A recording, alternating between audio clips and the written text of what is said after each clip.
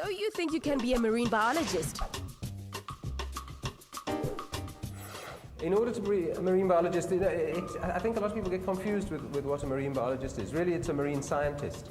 And in terms of marine scientists, you get oceanographers, chemical oceanographers that study the chemistry of the oceans, and physical oceanographers that study the currents, and then obviously there's geologists that study the rocks and that, but the biological oceanographers would be marine biologists, and they're really scientists, so scientists. The attributes that you need as a person to be a marine biologist is firstly an absolute love of nature and natural systems, because as a marine biologist you're a marine scientist, and scientists need an inquiring mind, they need to be questioning, and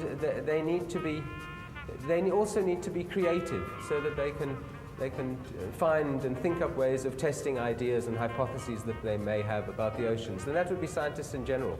The advice I'd give kids that are interested in my job would be firstly to make sure that to not worry about specializing in terms of marine biology early, but to rather get to university, because you don't need to go and do 3 years of undergraduate studies in zoology, botany, whatever it is, entomology. It really doesn't matter.